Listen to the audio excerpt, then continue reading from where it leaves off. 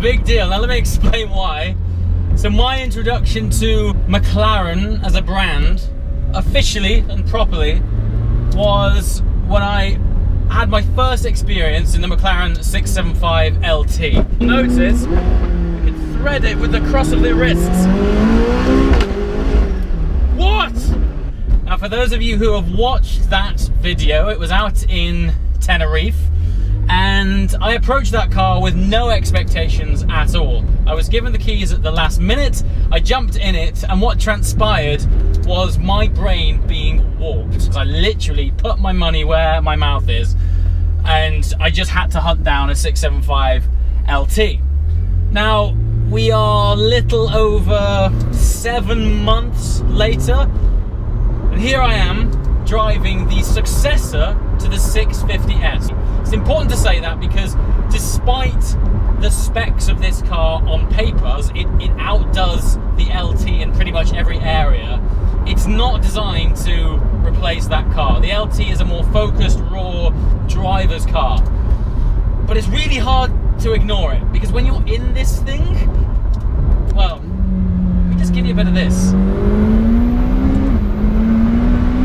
Oh my sweet Lord! I don't know how they do it. Every time I get in a car and I'm like, how much different? Let me just try that again.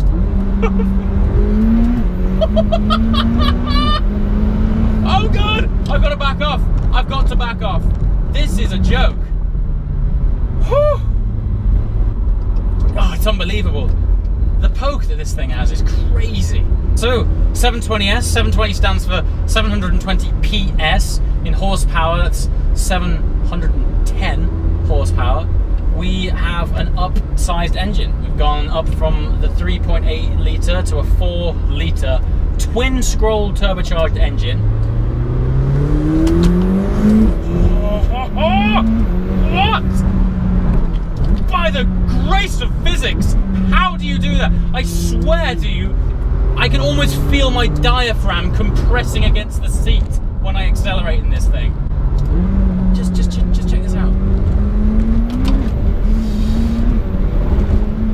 Oh! If this thing had wings, we would fly!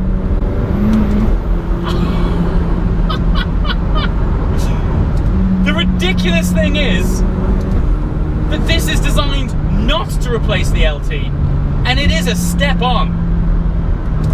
Oh, the gear shifts as well are absolutely rapid. Mother!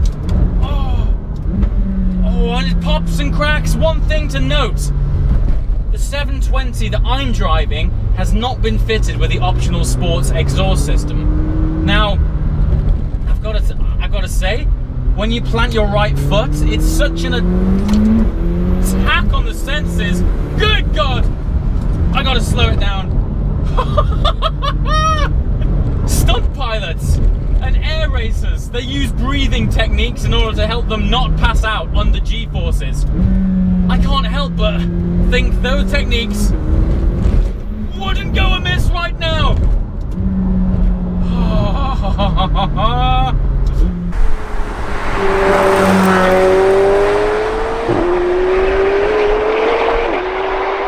It's important not to get too carried away in something this powerful in an environment you're not too familiar with.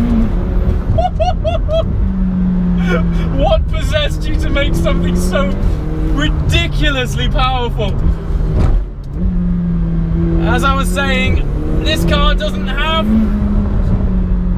the optional sports exhaust system, but to be frank, right now, the power of it is taking my concentration so much, I don't think I could think about anything else other than where I'm going and where I'm braking. Which brings me round to the brakes. The brakes.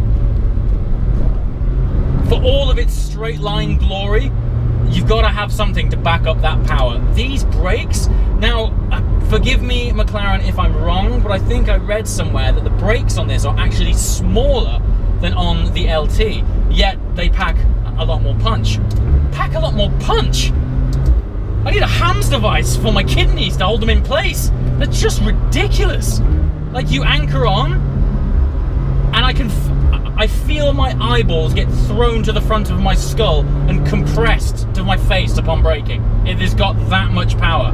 And you need it. Because in third gear right now, there goes the kidneys, there goes the eyeballs. Kidneys, eyeballs, oh Lord!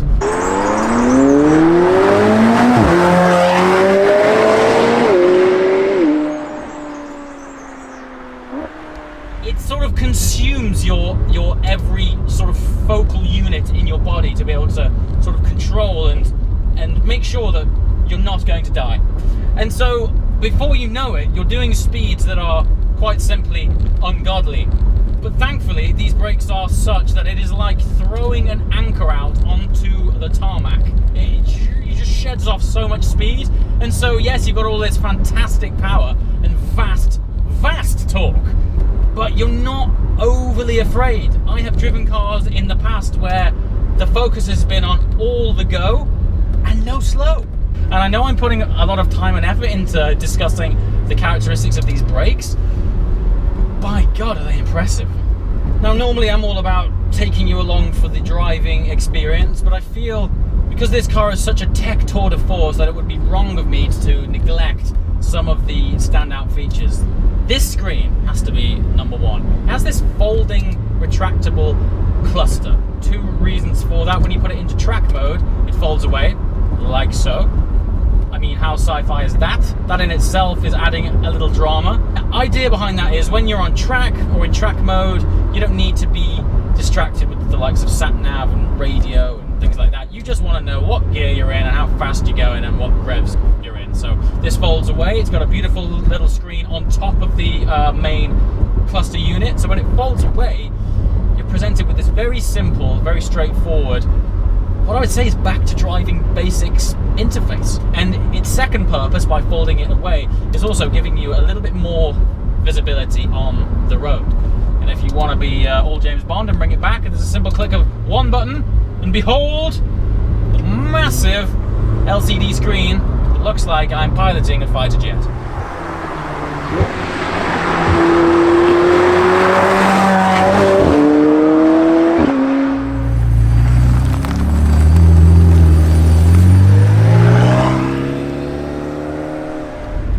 Okay, let's talk aesthetics, shall we? Now, I know the way something looks is often typically very subjective and personal.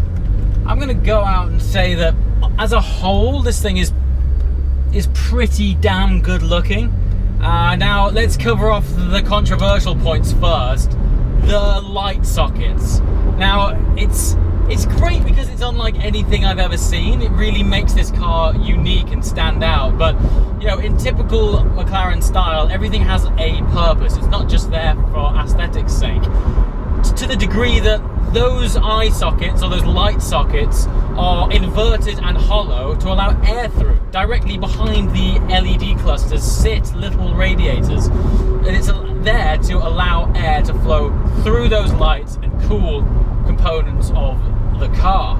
So while it looks cool, and I actually think it looks great, it's the most controversial part of the car. What I will say is that on photographs, it really doesn't do it justice. You have to see the architecture of these headlights for it all to sort of click and make sense. But I fully agree, on photographs it does look a bit weird. But sculpturally, as a whole, this thing's a work of art. The doors are magnificent.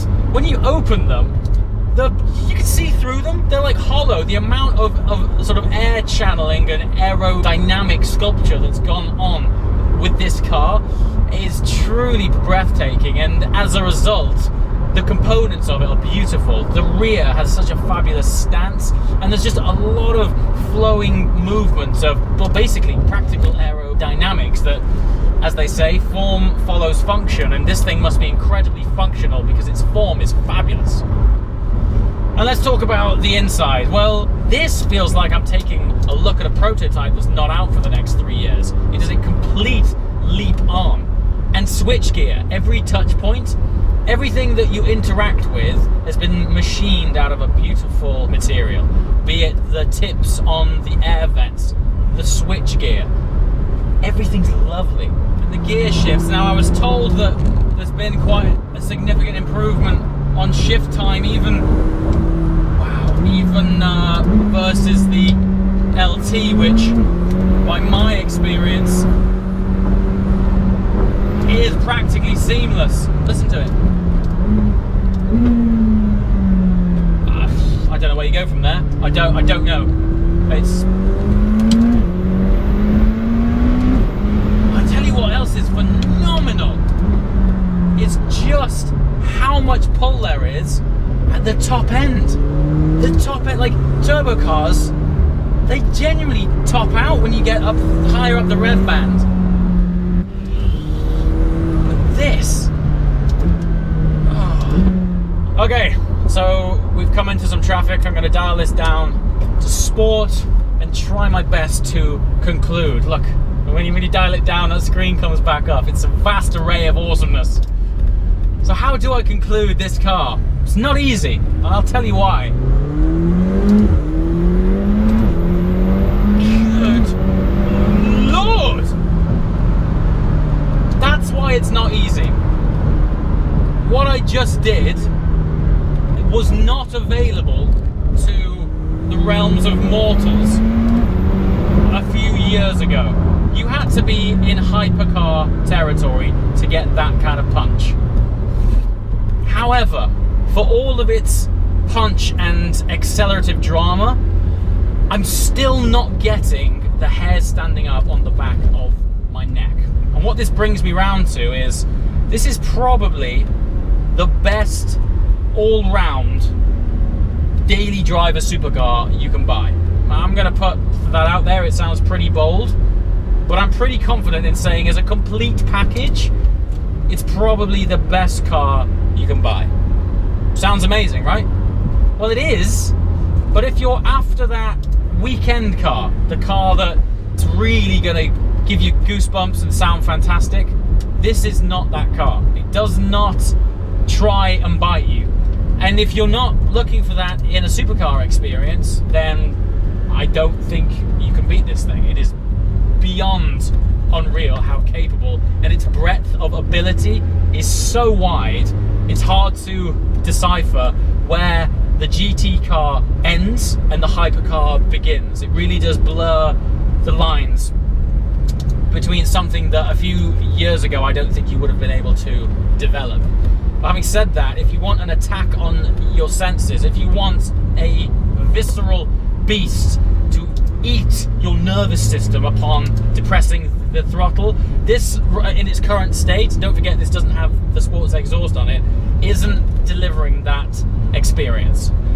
We got to remember, there's probably one day going to be an LT version of this car, so you've got to cut these guys a bit of slack and say they've got to leave room for potential improvement down the line. But the way it stands, you could drive this thing every single day, do your shopping, spank a Veyron on the way home, and then take the kid to football while visiting grandma. Its ability is that vast, and for that you have to applaud these guys, because the supercar market right now is well saturated with cars that have quite a broad breadth of ability, but not with the performance of this and the practicality of this. It is truly game-changing. As always, guys, thanks for watching. See you next time.